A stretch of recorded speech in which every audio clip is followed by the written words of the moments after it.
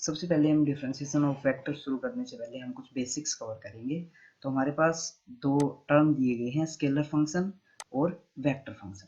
तो scalar function और vector function होते क्या है? तो कोई भी फंक्शन जब हमें कोई scalar quantity as a result के तौर पे दे तो वो हमारे पास है स्केलर फंक्शन, और जब कोई फंक्शन हमें रिजल्ट के तौर पे कोई वेक्टर क्वांटिटी दे तो वो हमारा होता है वेक्टर फंक्शन। अब हम इसकी डेफिनेशन देखेंगे। हमारे पास है डी कोई सबसेट है रियल नंबर्स का, और हमारे पास एफ है कोई फंक्शन, और जब हम एफ को डी के ऊपर ऑपरेट करते हैं या किसी भी एलिमेंट के साथ उसको एसोसिएट करते हैं तो हमें क्वांटिटी मिलती है एफ टी। और जो ये एफ टी क्वांटिटी मिलती है ये एक स्केलर वेरिएबल होता है। तो अब हम कह सकते हैं कि एफ जो है वो एक स्केलर फंक्शन है, स्केलर वेरिएबल ऑफ टी का। टी जो है वो एक एलिमेंट है डी सबसेट का, जो सबसेट है रियल नंबर्स का। इसी तरह जो वेक्टर फंक्शन है वो हमें क्वांटिटी देता है f cross T. F cross T जो है वो एक वेक्टर है, और जब हमें कोई function vector as a result के तौर पे दे तो हमारा वेक्टर फंक्शन होता है, और इसको हम कहते हैं vector function of the scalar variable T. अब हम देखते हैं स्केलर एंड वेक्टर फील्ड्स क्या होती हैं। स्केलर एंड वेक्टर फील्ड्स जो होती है वो हम कह सकते हैं किसी भी एक रीजन होता है आर, उसके अंदर हम कह सकते हैं कि स्केलर फील्ड जो है वो डिफाइंड है या फिर वेक्टर फील्ड जो है वो डिफाइंड है। हम ये कब कह सकते हैं? जब हमें कोई फंक्शन किसी भी एक डोमेन के लिए एक यूनिक रिजल्ट दे। जैसे कि हमारे पास ये है स्केलर, हमारे पास एक फंक्शन है जो ऑपरेट कर रहा है पी के ऊपर एफ पी, और पी जो है वो हमारा कोई भी पॉइंट है किसी भी रीजन आर के अंदर। तो जो हमारा एफ पी जो है वो एक यूनिक होगा, हमारा कोई दूसरा पॉइंट हो सकता है क्यू आर, तो एफ क्यू एफ आर जो है वो यूनिक रिजल्ट्स प्रोवाइड करेंगे। तो जब किसी रीजन के अंदर कोई स्केलर फंक्शन हमें हर एक एलिमेंट के लिए या फिर हर एक डोमेन एलिमेंट के लिए हमें एक यूनिक रिजल्ट प्रोवाइड करे तो हम कह सकते हैं कि उस रीजन के अंदर स्केलर फील्ड जो है वो डिफाइंड है। और सिमिलरली जब हमें कोई वेक्टर फंक्शन हमें यूनिक रिजल्ट प्रोवाइड करे, वो वेक्टर फंक्शन उस रीजन के अंदर डिफाइन हो, उसके अंदर हमें सारे डोमेन के लिए वैल्यूज दे और हर डोमेन के लिए अपनी यूनिक वैल्यूज दे, तो हम कह सकते हैं कि हमारा जो वेक्टर फंक्शन है वो डिफाइंड है रीजन आर के अंदर। अब हम देखते हैं कि लिमिट ऑफ ए फंक्शन क्या होती है। लिमिट ऑफ ए फंक्शन क्या कहता है कि a vector ft is set to tend to a limit a when t tends to t naught if for any given epsilon greater than 0, however small it may be, there exists a positive real number del greater than 0 such that ft mod of ft minus a vector less than epsilon whenever 0 less than mod of t minus t naught is always less than del। तो ये हमें क्या कहता है कि हमारा जो function है एफ टी जो है वेक्टर फंक्शन है, तो हमारा जो वेक्टर फंक्शन है एफ टी वो टेंड्स करता है यानी कि अप्रोच करता है ए वेक्टर को, जब हमारा जो डोमेन एलिमेंट है टी वो अप्रोच करता है टी नोट को। तो यहाँ पे ये जो अपस्लाइन और डेल दो हमारे पास वैल्यूज ली गई हैं, इनको किस हिसाब से रिप्रेजेंट किया गया है ये देखिए। एफ टी माइनस ए वेक्टर, एफ टी हमारे पास कोई एक वेक्टर आएगा टी के लिए, क्योंकि एफ जो है वो वेक्टर फंक्शन है। तो अब मोड हमने किस लिए लगाया है? क्योंकि दोनों के बीच का हमें डिफरेंस निकालना है। हमें ये नहीं निकालना कि कौन ज्यादा है या फिर कौन कम है, हमें सिर्फ ये निकालना है कि दोनों के बीच में डिफरेंस कितना है, और डिफरेंस जो है वो हमें हमेशा पॉजिटिव फॉर्म में निकालना है, इसलिए हमने यहाँ पे मोड लगाया है। तो एफ टी कोई भी हमारे पास एक वेक्टर आएगा एफ टी, उसमें से जब हम ए वेक्टर को घटाएंगे तो ए वेक्टर और एफ टी वेक्टर के अंदर जो डिफरेंस है वो स्मॉलर होगा यानी कि छोटा होगा अपस्लाइन से, जब T minus T note, T और टी नोट का जो डिफरेंस है वो छोटा होगा डेल से। यानी कि टी नोट जो है वो हमारे पास एक फिक्स वैल्यू है और ए वेक्टर जो है वो हमारे पास एक फिक्स वेक्टर है। और इसमें लिमिट के हिसाब से ये बात कही गई है कि हमारा जो एफ टी है वो अप्रोच करता है ए वेक्टर को जब जब हमारा टी अप्रोच करता है टी नोट को। और हम इसको लिख सकते हैं limit T minus T note F T is equal to A. ये हमने प्लस टू में पढ़ा था कि लिमिट किस हिसाब से काम करते हैं और लिमिट को सोल्व करने के लिए हमारे पास क्या क्या फॉर्मूले होते हैं। अब हम इसके ऊपर कुछ थ्योरम्स देखेंगे, limit theorems on limit of a vector function. इसके अंदर जो थ्योरम्स है वो काफी बेसिक्स हैं और इनको हमें सिर्फ याद रखना है, ये हमारे एग्जांपल्स में काम आएंगी, इनका प्रूफ कभी भी हमारे क्वेश्चंस में नहीं आता है। तो हमारे पास ये थ्योरम 1 क्या कहती है कि limit t tends to t naught bracket F T plus G T. F T और जी टी जो है हमारे पास दो वेक्टर फंक्शन है, तो ये डिस्ट्रीब्यूट हो जाता है। एफ टी और जी टी के अंदर जो limit T minus T note है वो डिस्ट्रीब्यूट हो जाता है, हम इसको अलग अलग करके भी लिख सकते हैं। और जो ये डिस्ट्रीब्यूटिव प्रॉपर्टी होती है ये प्लस के साथ होती है, माइनस के साथ होती है, डॉट प्रोडक्ट और क्रॉस प्रोडक्ट। अब जैसे कि ये वेक्टर हैं तो इनके अंदर जो मल्टीप्लीकेशन का जो वे है डॉट प्रोडक्ट और क्रॉस प्रोडक्ट वो अलग अलग होता है। तो डॉट प्रोडक्ट और क्रॉस प्रोडक्ट दोनों के लिए डिस्ट्रीब्यूटिव होती है। अब जो फाई टी है वो हमारा एक स्केलर फंक्शन है, हमारा जो स्केलर फंक्शन है वो मल्टीप्लाई है किसी भी वेक्टर फंक्शन के साथ। तो हमारी जो लिमिट है उसको हम अलग अलग कर सकते हैं। अब देखो स्केलर, कोई भी स्केलर क्वांटिटी है उसको हम वेक्टर क्वांटिटी के साथ डॉट या क्रॉस प्रोडक्ट करें, कुछ भी करें, वो सिंपली मल्टीप्लाई होता है। किसी भी स्केलर और वेक्टर के बीच में डॉट और क्रॉस का कोई मतलब नहीं रह जाता। तो अब जो हमारी सिक्स थ्योरम है वो क्या कहती है कि f is equal to F one T I cap plus F two T J cap plus F three T के कैप। ये हमने f फंक्शन को लिखा हुआ है उसके कंपोनेंट फॉर्म में, और F one t, f two t और एफ थ्री टी जो है वो इसके कंपोनेंट्स हैं, और जिनको हम स्केलर फंक्शन भी कह सकते हैं, इसके कंपोनेंट्स ऑफ स्केलर फंक्शन। और हमारे पास जो ये ए वेक्टर है ये वो वेक्टर है जिसको हमारा फंक्शन अप्रोच करता है, A one I cap, A two J cap और ए थ्री के कैप। तो limit T minus T note F T is equal to A vector. अब देखो हमारे पास ये जो एफ टी है ये एक स्केलर फंक्शन है, ना कि एक वेक्टर फंक्शन है। और ये चीज जो है limit T minus T note F T is equal to A, F T यानी कि स्केलर जो फंक्शन है वो उसकी लिमिट ए को अप्रोच करती है। कब? If and only if limit T minus T note F I T is equal to A I. F I T is equal to A I का क्या मतलब हुआ? एफ आई टी मतलब एफ वन टी जो है वो अप्रोच करता है ए वन को, एफ टू टी जो है वो अप्रोच करता है ए टू को, एफ थ्री टी जो है वो अप्रोच करता है ए थ्री को।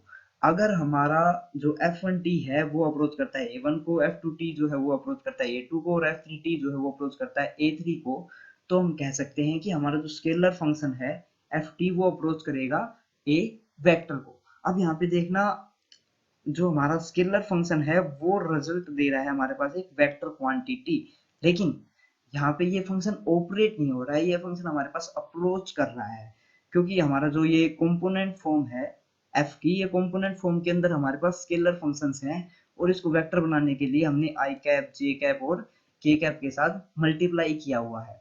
तो यहाँ पे ये मत सोचना कि हमारा स्केलर फंक्शन कोई वेक्टर रिजल्ट कैसे दे सकता है, यहाँ पे हमारा स्केलर फंक्शन वेक्टर रिजल्ट नहीं दे रहा है, यहाँ पे ये इसकी कंपोनेंट वेक्टर है, यहाँ पे इसका जो स्केलर वेक्टर्स हैं इनका ये कंपोनेंट फॉर्म है। और एफ आई टी जो है वो कंपोनेंट्स हैं, आई यहाँ पे वैल्यू चेंज होती रहेगी 1 2 3 के साथ। तो 1 का मतलब है जो आई कैप के साथ जो मल्टीप्लाई है वो, 2 का मतलब है जो जे कैप के साथ मल्टीप्लाई है वो, 3 का मतलब है जो के कैप के साथ मल्टीप्लाई है वो। ये हम डायरेक्ट हमारे एग्जांपल्स के अंदर यूज करेंगे। अब हम देखते हैं theorem of continuity. Theorem of continuity क्या कहती है? If f T is equal to F one T I cap, f two T J cap, f three T के कैप, ये हमारे हमने कंपोनेंट फॉर्म में लिखा हुआ है।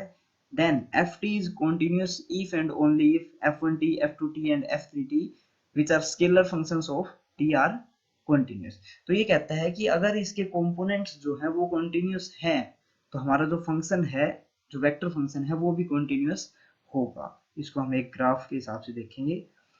तो कॉन्टिन्यूस फंक्शन क्या होता है कि जिसको हम, जिसके अंदर कोई भी बम्प ना हो, जिसके अंदर कोई भी गैप ना हो, उस फंक्शन को हम कॉन्टिन्यूस फंक्शन कह सकते हैं। वो किसी भी एक रीजन के अंदर हो सकता है, ऐसे नहीं है कि माइनस इन्फिनिटी टू इन्फिनिटी ही होना जरूरी है, वो किसी भी एक रीजन के अंदर भी कॉन्टिन्यूस हो सकता है। मान लो हमने हमारा रीजन ले लिया ये, तो इस रीजन के अंदर जो हमारा फंक्शन है वो कॉन्टिन्यूस है, ये हमारा वाई एक्सिस है और ये हमारा एक्स एक्सिस है, और ये हमारा है जेड एक्सिस।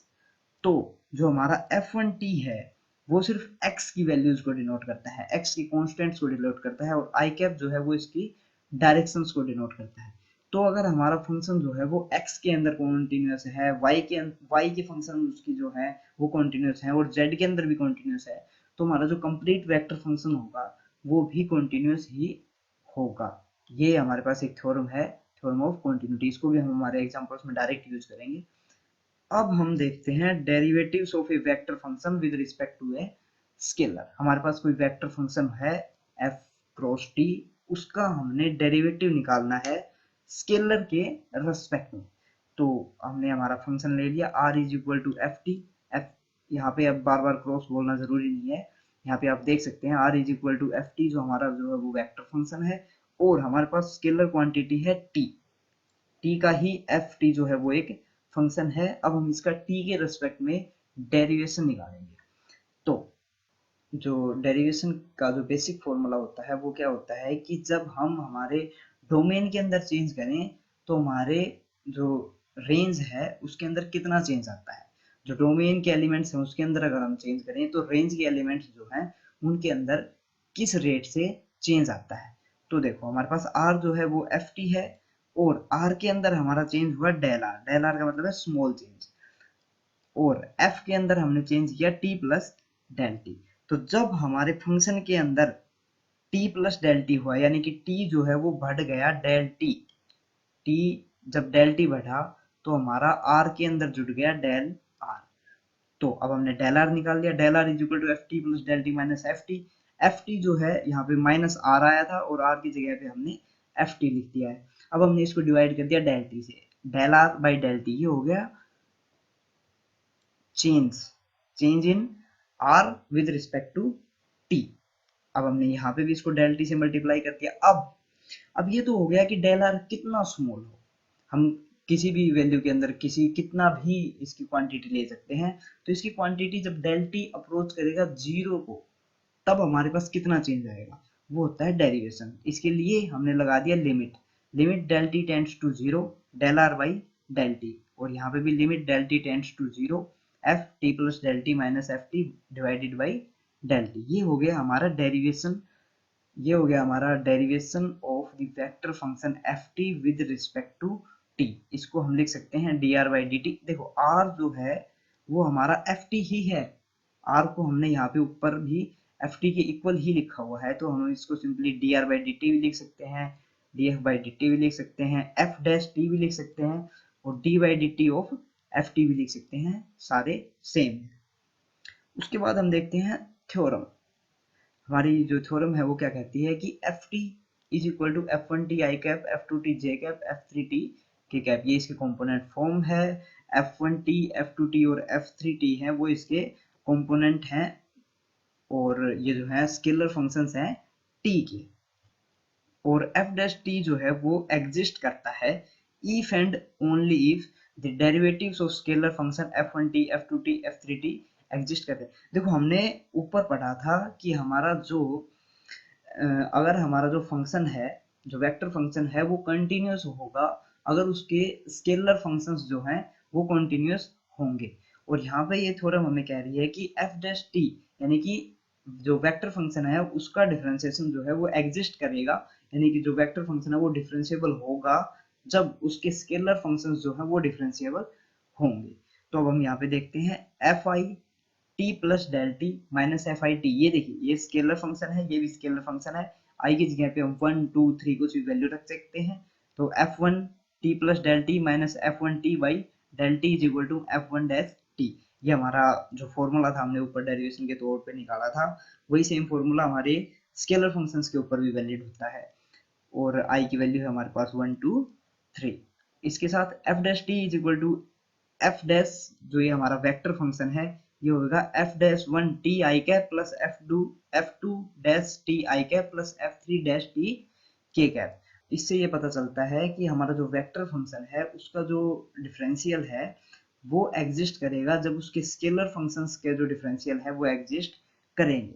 और हमारे पास ये थ्योरम क्या कहती है कि in order to differentiate a vector we should differentiate its components.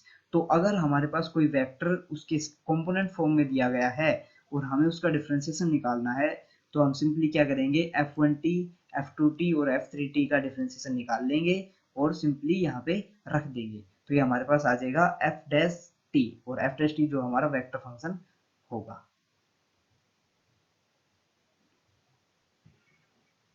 अब हमारे पास यहाँ पे एक नोट दिया गया है कि every differentiable vector function is continuous but converse may not be true, यानी कि जो हमारा डिफरेंशिएबल जो फंक्शन है वो कॉन्टिन्यूस तो होगा ही होगा, लेकिन ये जरूरी नहीं है कि जो हमारा कॉन्टिन्यूस फंक्शन है वो डिफरेंशिएबल हो।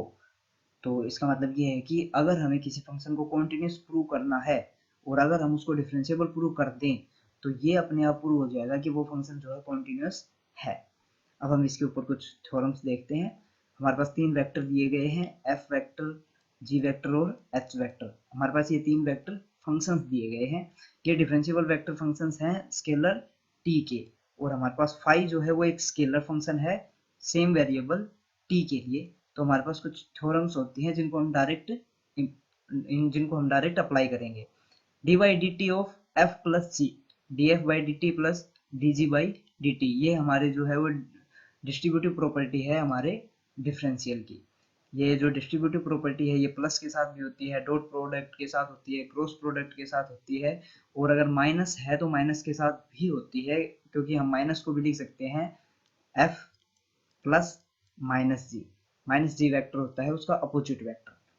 और अगर हमारा जो फंक्शन है उसके साथ मल्टीप्लाई है कोई स्केलर फंक्शन, तो स्केलर फंक्शन जो है वो जब हमारे किसी वेक्टर फंक्शन के साथ मल्टीप्लाई है तो हम इसको वैसे ही सोल्व करते हैं जैसे हम हमारे जो कंपोनेंट फॉर्म में सोल्व करते थे हमारे डिफरेंशियल को 12th में, जिसको हम पार्ट्स में सोल्व कर लेंगे। तो हमारे पास फाई पहले हम रख लेंगे d F by D T plus d phi by D T और एफ। तो एफ और d phi by D T है, इसके बीच में कोई भी साइन नहीं है, ना डॉट ना क्रॉस। क्यों? क्योंकि ये जो है हमारा एक d phi by D T जो है ये हमारी एक स्केलर क्वांटिटी आएगी, और स्केलर क्वांटिटी को हम डायरेक्ट मल्टीप्लाई कर सकते हैं किसी भी वेक्टर के साथ। यहाँ पे भी हमारी ये एक स्केलर क्वांटिटी है। अब divide by D T of F G H, F G H जो है ये क्या है, ये हमने चैप्टर 1 में पढ़ा था।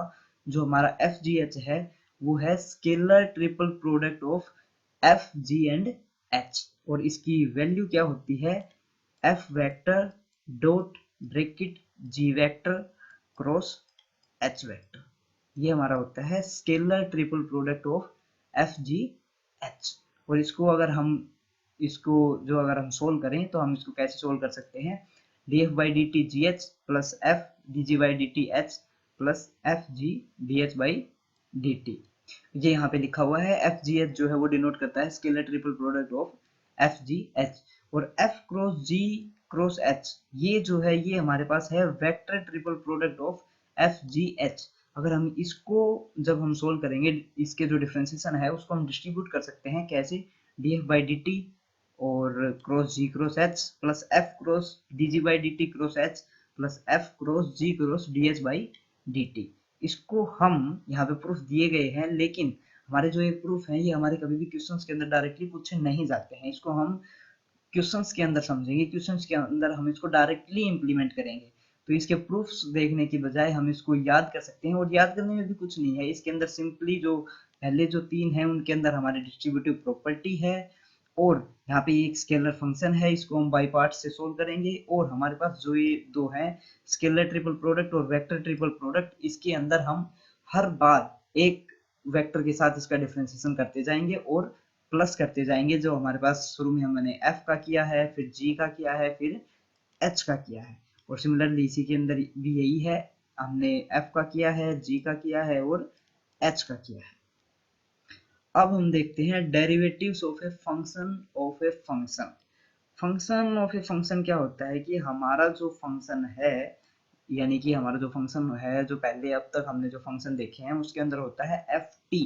टी जो होता है वो एक स्केलर क्वांटिटी होती है, लेकिन यहाँ पे है function of a function, means यहाँ पे जो टी जो है वो भी किसी और का फंक्शन होगा। जैसे कि हमारे पास हो गया एफ फाई, और फाई जो है वो फंक्शन हो टी का। तो यहाँ पे हम देखते हैं क्या कहा है, आर वेक्टर जो है वो डिफरेंशिएबल वेक्टर फंक्शन है स्केलर वेरिएबल एस का, और एस जो है वो डिफरेंशियल फंक्शन है स्केलर वेरिएबल टी का। यानी कि आर जो है वो हमारा फंक्शन है एस का, और s जो है वो हमारा फंक्शन है t का। तो r is a differential function of scalar variable t। तो r को हम t के रिस्पेक्ट में भी डिफरेंशिएट कर सकते हैं। हमने पहले भी किया था जब हमारा फंक्शन होता था, मान लो हमने 12th में पढ़ा था कि एफ टी, और अगर हमें D F by D X निकालना है तो वो हमारे पास होता था D F by D T multiply by D T by D X. वही फॉर्मूला हम यहाँ पे यूज करेंगे। तो हमारा D are by D T जो है वो हो गया D R by D S multiply by D S by D T. जो D S by D T है वो एक स्केलर फंक्शन है, क्योंकि एस जो है वो भी एक स्केलर फंक्शन है, और आर जो है वो एक वेक्टर फंक्शन है। तो D are by D S जो है वो एक वेक्टर क्वांटिटी देगा।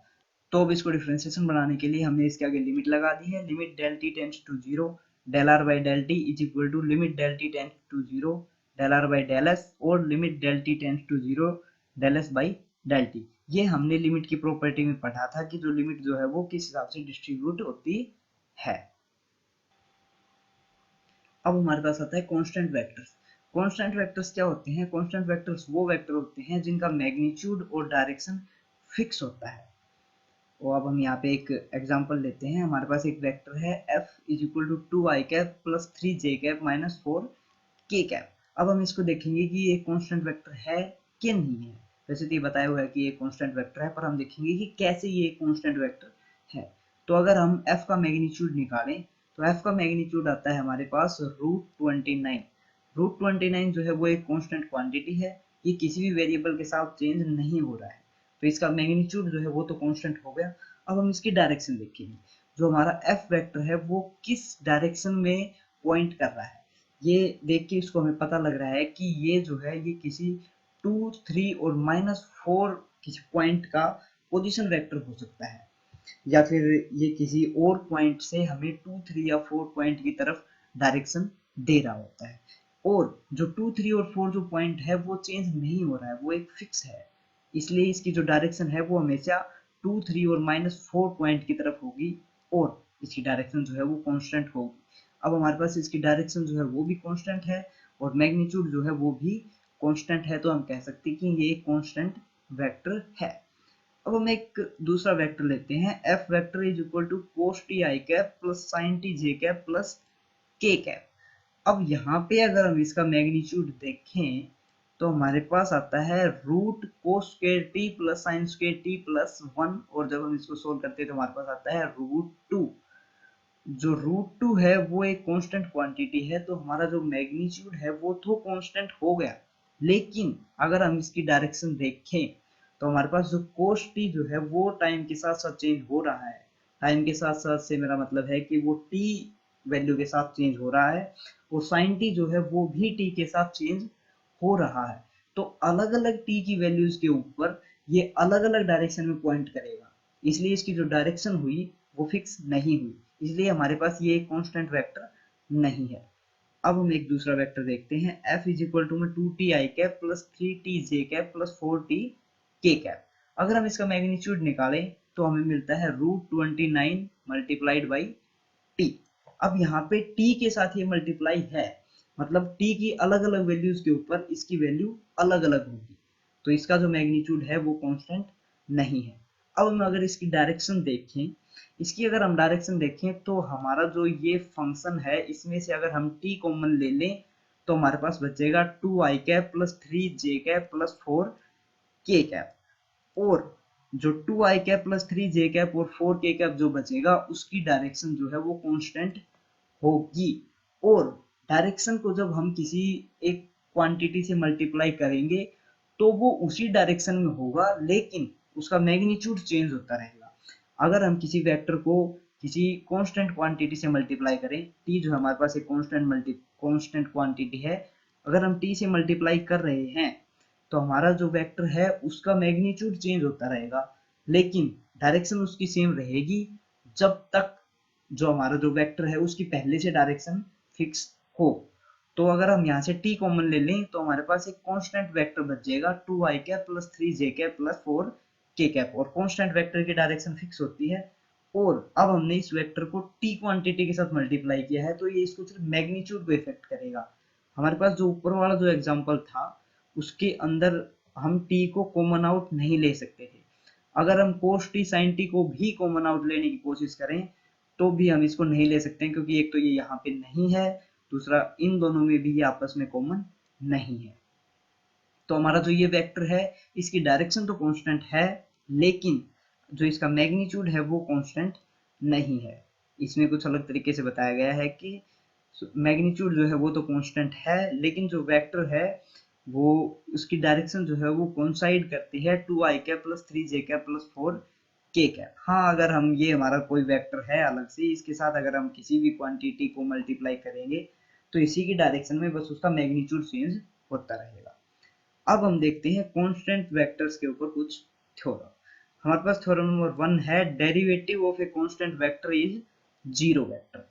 जो हमारा कांस्टेंट वेक्टर है उसका ना मैग्नीट्यूड चेंज हो रहा है ना उसकी डायरेक्शन चेंज हो रही है, यानी कि जो हमारा जो वेक्टर है वो t से इंडिपेंडेंट है, और जब हम उसको डिफरेंशिएट करेंगे t के रेस्पेक्ट में तो हमारे पास जीरो आएगा, क्योंकि t के साथ वो चेंज हो ही नहीं रहा है, t के साथ उसके अंदर जो चेंज है वो जीरो है।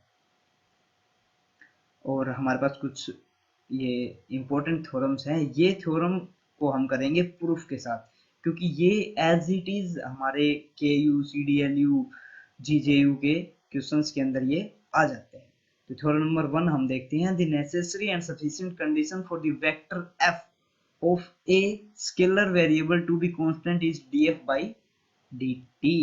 जो हमारे पास ऊपर थ्योरम थी वो यही है कि इसका डिफरेंशिएशन जो है, डेरिवेटिव जो है वो जीरो होगा, और इसका डेरिवेटिव जीरो होने के लिए हमें बताना है नेसेसरी एंड सफिशिएंट कंडीशन क्या होगी।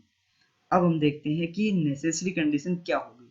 हमारा जो वेक्टर है वो एक कांस्टेंट वेक्टर है, ये हमें पहले से ही दिया गया है। तो अगर हमारा जो कांस्टेंट वेक्टर है वो होगा f1i cap plus f2j cap plus f3k cap, और अगर हम इसको df बाई dt करें तो 0i cap plus 0j cap plus 0k cap आ गया। क्यों? क्योंकि हमारे जो कंपोनेंट्स थे f1 f2 और f3 वो इंडिपेंडेंट थे t से, और t से जब वो इंडिपेंडेंट थे तो t में चेंज आने की वजह से उनके अंदर कोई चेंज नहीं आएगा और उनका डेरिवेटिव जो है वो जीरो होगा।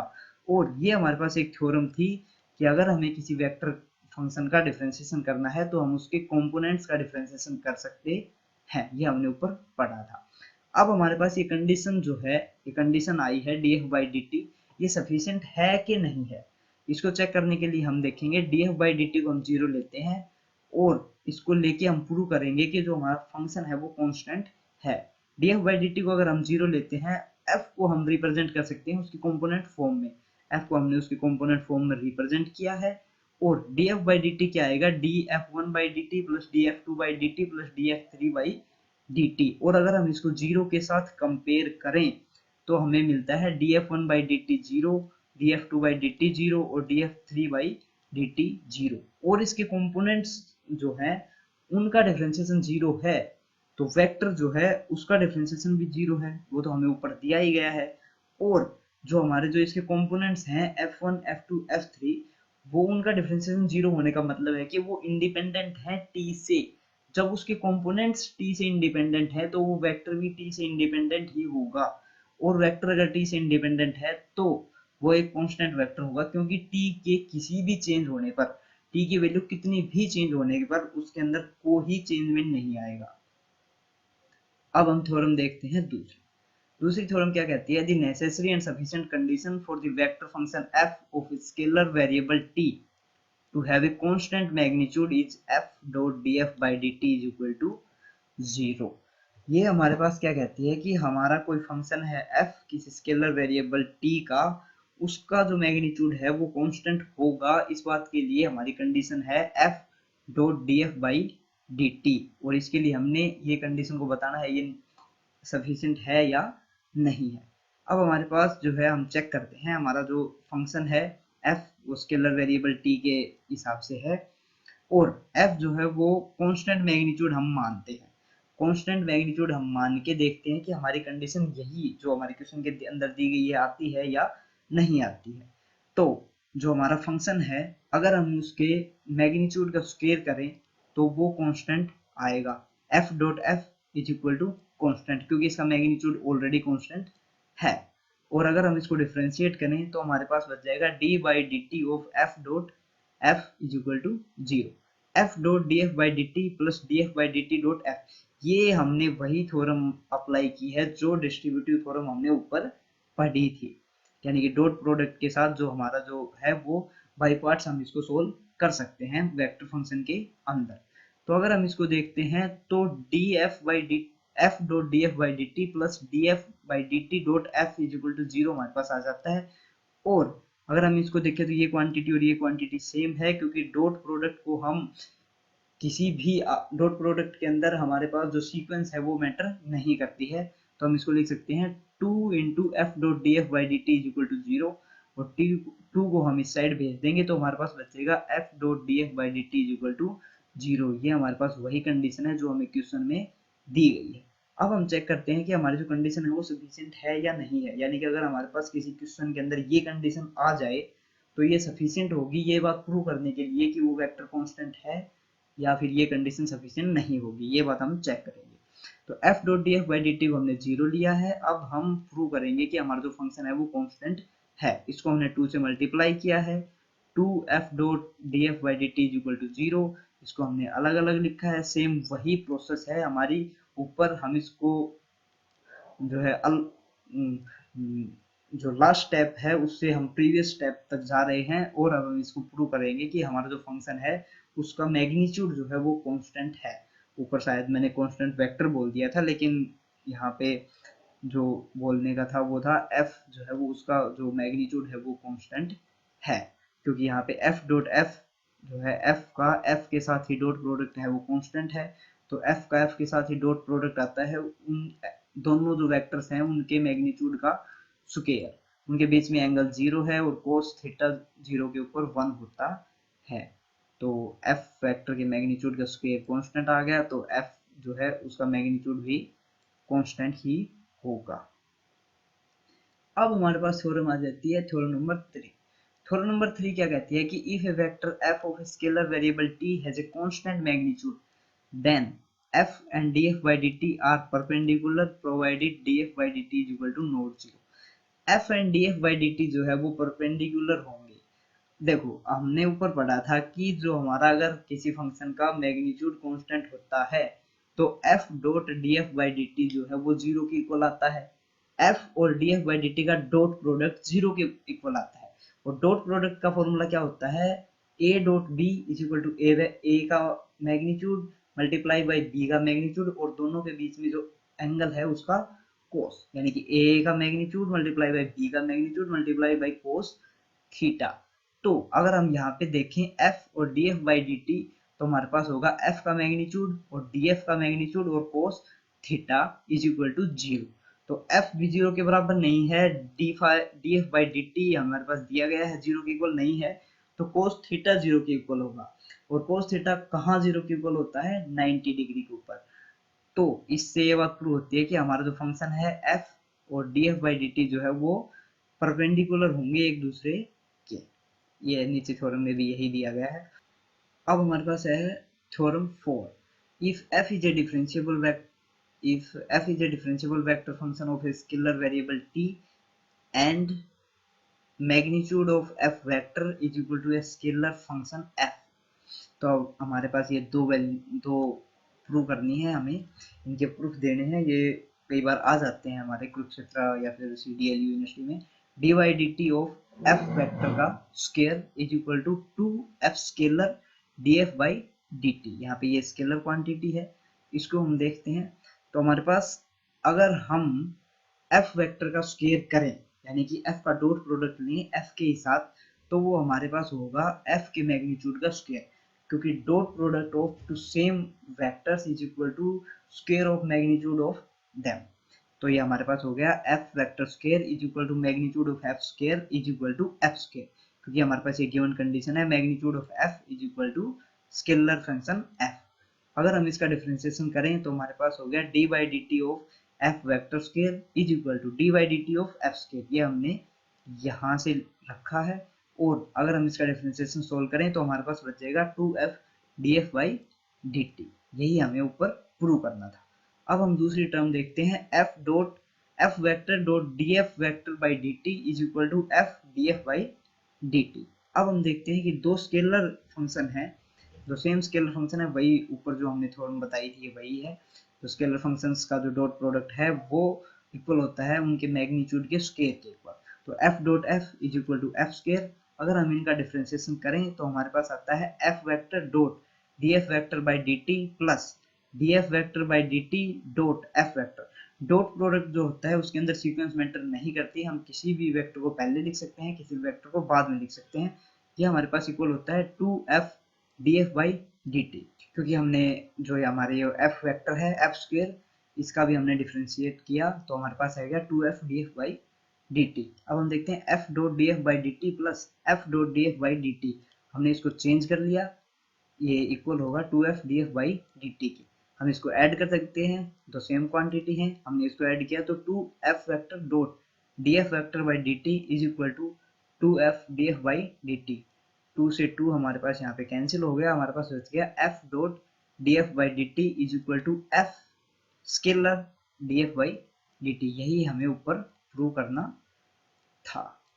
अब हमारे पास एक थ्योरम और बचती है, हमारी थ्योरम नंबर 5।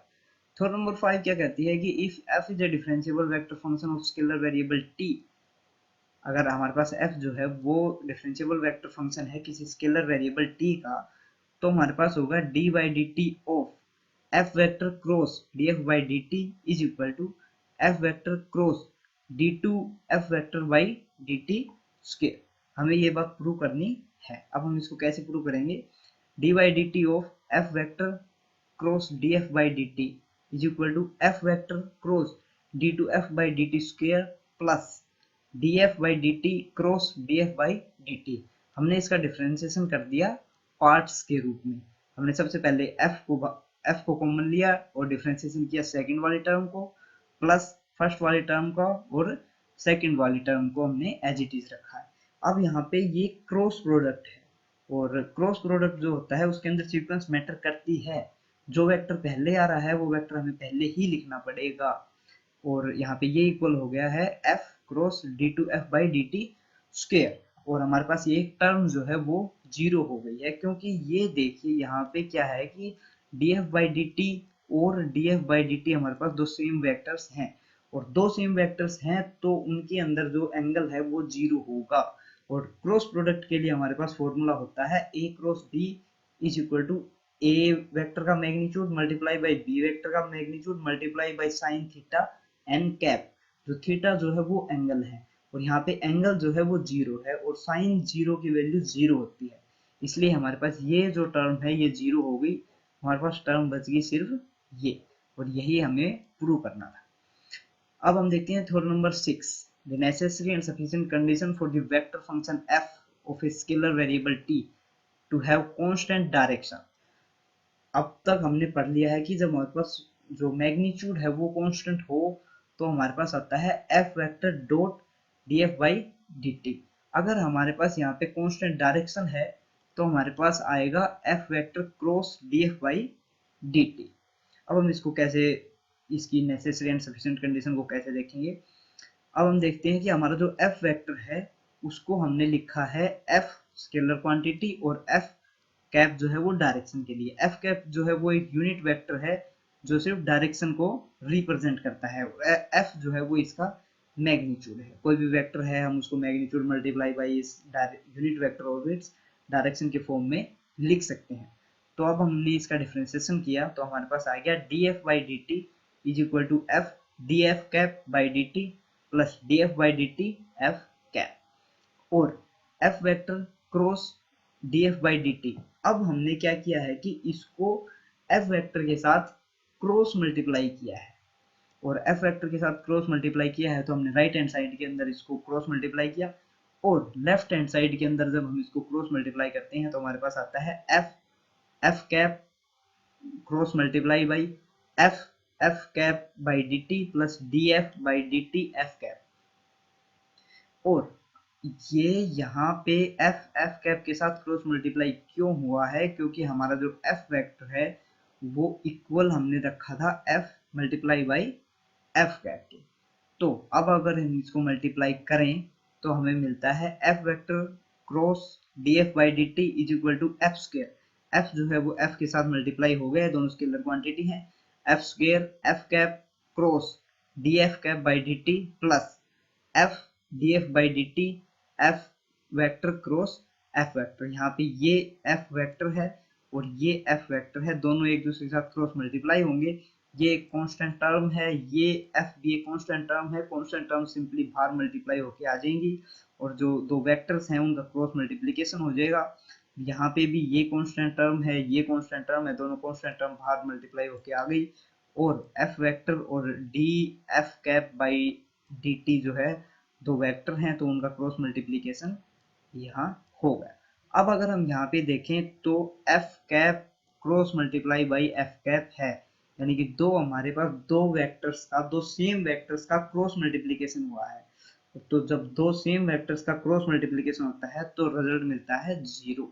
तो हमारे पास ये वाली जो टर्म है ये पूरी 0 हो जाएगी, हमारे पास सिर्फ ये वाली टर्म बच जाएगी। ये वाली टर्म होगी f vector cross D F by D T is equal to f square f cap cross D F cap by D t. तो अब हम इसको देखते हैं, नेसेसरी कंडीशन लेते हैं सबसे पहले। तो हमने सपोज किया कि f का जो डायरेक्शन है वो कांस्टेंट है और f वेक्टर जो है और f कैप जो है ये दोनों जो है सेम डायरेक्शन के अंदर हैं, क्योंकि f कैप जो है वो यूनिट वेक्टर है f का। तो अब अगर हम यहाँ पे देखें तो d F cap by D T जो है वो 0 हो गया, क्योंकि पहले तो इसकी एक तो डायरेक्शन कांस्टेंट है, क्योंकि ये एफ वेक्टर की डायरेक्शन और जो एफ कैप जो वेक्टर है उन दोनों की डायरेक्शन सेम है और एफ वेक्टर की डायरेक्शन कांस्टेंट है तो एफ कैप वेक्टर की डायरेक्शन भी कांस्टेंट हुई। और यूनिट वेक्टर का मैग्नीट्यूड हमेशा 1 होता है, तो यूनिट वेक्टर जो है ये हमारे पास एक कांस्टेंट वेक्टर हो गया और ये कांस्टेंट वेक्टर हो गया तो इसका डिफरेंशिएशन हो गया हमारे पास 0। और हमारे पास जो ये ऊपर थ्योरम थी ये D F cap by D T, D F cap by D T को अगर हम 0 रखें तो हमारे पास आ गया f vector cross D f vector by D T 0 के इक्वल आ गया। यही हमारी वो टर्म है जो हमें क्वेश्चन के अंदर बताई गई थी। अब अगर हम इसको सफिशिएंट कंडीशन के तौर पे देखें तो हम क्या लेंगे कि ये टर्म को हम मान लेंगे कि ये टर्म है, यानी कि F vector cross D f vector by D T 0 के इक्वल है। तो अब हमें प्रूव करना है कि जो एफ वेक्टर है उसकी जो डायरेक्शन है वो कांस्टेंट है। और अब अगर हम 3 को यूज करें तो हमारे पास होता है f square f cap cross multiply by d F cap by D T is equal to 0। हमारे पास 3 इक्वेशन है, ये वाली इक्वेशन ये रही। अगर हम इसको यूज करें तो हमारे पास इस वाली टर्म को हमने इस वाली टर्म के इक्वल रख दिया है, तो हमारे पास हो गया F cap cross D F cap by D T is equal to 0, यानी कि एफ कैप और D F by D T का जो क्रॉस मल्टीप्लीकेशन है वो 0 है। As F cap is of constant magnitude, क्योंकि एक यूनिट वेक्टर है तो इसका मैग्नीट्यूड कांस्टेंट होगा, और F cap dot d F cap by D T is equal to 0। इसके अंदर हमने वही थ्योरम लगाई है जो हमने ऊपर पढ़ी थी कि जब किसी वेक्टर फंक्शन का मैग्नीट्यूड कांस्टेंट होता है तो F vector dot product of D f vector by D T जो है वो 0 के इक्वल आता है। यहाँ पे भी यही हुआ कि जो हमारा एफ कैप है वो एक यूनिट वेक्टर है, इसका यूनिट वेक्टर का जो मैग्नीट्यूड है वो कांस्टेंट है, तो हम लिख सकते हैं कि F cap dot d F cap by D T is equal to 0। अगर हम इन दोनों इक्वेशंस को देखें तो हमारे पास मिलता है d F cap by D T is equal to 0, जो कि हमें बताता है कि एफ कैप जो है वो एक कांस्टेंट वेक्टर है। और अगर एफ कैप जो है वो एक कांस्टेंट वेक्टर है तो एफ की जो डायरेक्शन है वो कांस्टेंट होगी, और एफ की जो डायरेक्शन है वही सेम डायरेक्शन है, सॉरी एफ कैप की जो डायरेक्शन है वही सेम डायरेक्शन है एफ की। तो हमारे पास अगर एफ कैप जो है वो एक कांस्टेंट वेक्टर है, उसकी डायरेक्शन कांस्टेंट है, तो हमारे पास एफ की डायरेक्शन जो है वो भी कांस्टेंट होगी। अब हमारे पास यहाँ पे कुछ रिमार्क्स दिए गए हैं। ये रिमार्क्स क्या कहते हैं कि अगर कोई वेक्टर कांस्टेंट है तो d F by D T is equal to 0, और अगर किसी वेक्टर का मैग्नीट्यूड कांस्टेंट है तो F vector dot d F by D T is equal to 0 होगा, और अगर किसी वेक्टर का डायरेक्शन जो है वो कांस्टेंट है तो F vector cross D F by D T जो है वो 0 के इक्वल होगा। अब हम इसके अंदर कुछ एग्जांपल्स देखते हैं। तो हमारे एग्जांपल्स हैं एग्जांपल 1। एग्जाम्पल 1 के अंदर क्या कहा गया है कि हमें D are by D T और D two are by D T निकालना है। हमारे पास आर दिया गया है 1 माइनस में cos T I cap plus T minus sine T J cap. ये हमारे पास आर कोई वेक्टर फंक्शन दिया गया है, हमें इसका D are by D T और D two are by D T निकालना है। तो अब सबसे पहले हम D are by D T करेंगे। D are by D T करेंगे जो राइट हैंड साइड में, उसमें हम डी बाई डी टी से मल्टीप्लाई करेंगे। 1 minus cos T I cap plus t by D t t minus sine T J cap. और ये जो रेफर थ्योरम आर्टिकल 2.1 लिखा हुआ है, ये कौन सा आर्टिकल यूज किया गया है इसके अंदर कि जब हमें किसी वेक्टर फंक्शन का डेरिवेटिव करना है तो हम उसके जो कंपोनेंट्स हैं उनका डेरिवेटिव कर देंगे। यहाँ पे इसके जो कंपोनेंट्स थे ये और ये, हमने इसका डेरिवेटिव कर दिया है। तो ये हमारे पास आ गया साइन टी। 1 का d by D T, d one by D T जो है वो 0 हो जाएगा, minus d by D T of minus cos t जो है वो साइन टी हो जाएगा, i cap as it is हो जाएगा, और d T by D t 1 हो जाएगा, और d by D T of minus sine t जो है वो माइनस कोस टी हो जाएगा। तो हमारे पास आ गया sine T I cap plus bracket 1 minus cos T J cap. अगर हम इसका d two are by D T square निकालें तो हम इसका दोबारा से डिफ्रेंसिएशन कर देंगे। दोबारा से डिफ्रेंसिएशन करने के बाद हमारे पास बच गया cos T I cap plus sine T J cap. ये जो अब तक हमने पढ़ा है ये हमारे सेकंड चैप्टर का बेसिक्स है। तो इसके जो एग्जांपल्स हैं वो काफ़ी इजी और नॉर्मल है, लेकिन ये जो थ्योरम्स हमने पढ़ी हैं, ये जो हमने फॉर्मूले पढ़े हैं, ये फॉर्मूले नेक्स्ट जो एक्सरसाइज हैं उनके अंदर यूज होंगे। तो यहाँ पे जो एग्जांपल्स हैं वो बहुत कम ही आते हैं और बहुत ही इजी हैं, ये सिर्फ प्रैक्टिस करने के लिए है। अब हम जो अगला वीडियो आएगा उसके अंदर हम देखेंगे कि एक्सरसाइज 1.2 के अंदर ये फॉर्मूले जो ये थ्योरम्स हमने पढ़े हैं ये कैसे यूज करने हैं। तो अब हम एग्जांपल सेकंड देखते हैं। r is equal to sine T I cap plus cos T J cap plus t के कैप। ये हमारे पास कोई वेक्टर फंक्शन दिया गया है, हमें क्या निकालना है, D are by D T, D two are by D T square और D are by D T का मैग्नीट्यूड और D two are by D T square का मैग्नीट्यूड।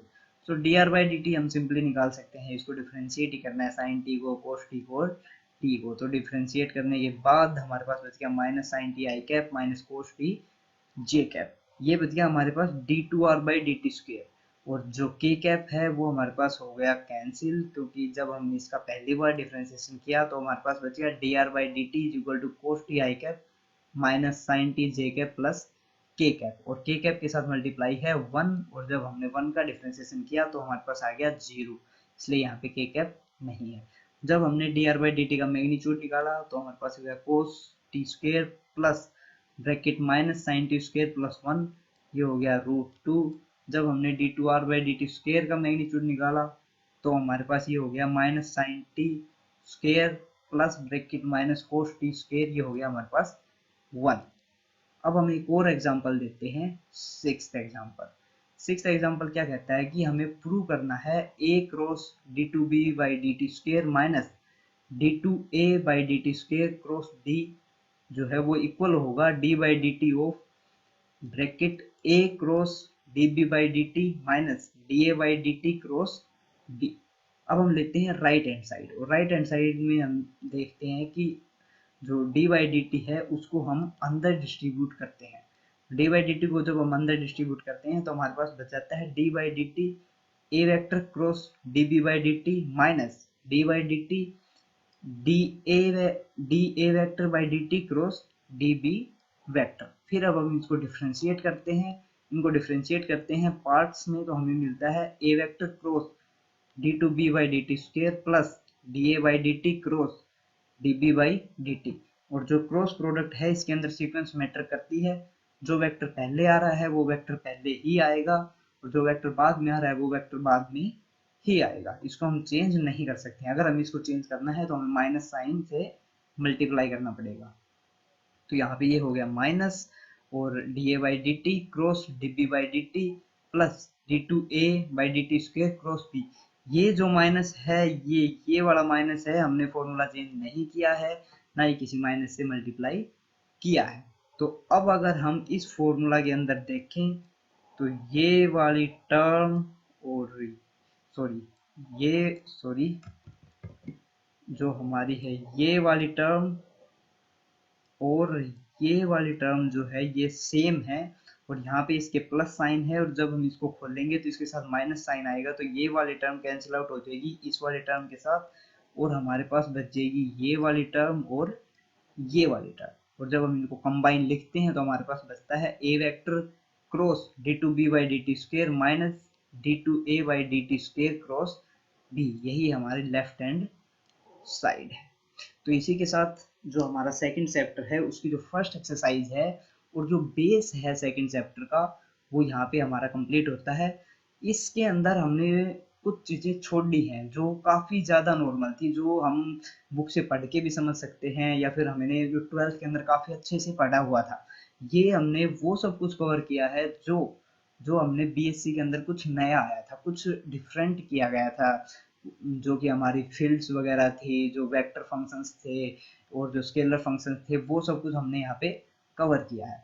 और ये जो भी यहाँ पे जो बेस है इसको आप एग्जाम्पल्स के रूप में प्रैक्टिस करें, क्योंकि इसके जो थ्योरम्स हैं, जो भी इसके फॉर्मूलाज है वो नेक्स्ट एक्सरसाइज में या फिर जो अगले जो चैप्टर्स हैं उनके अंदर डायरेक्ट अप्लाई होंगे।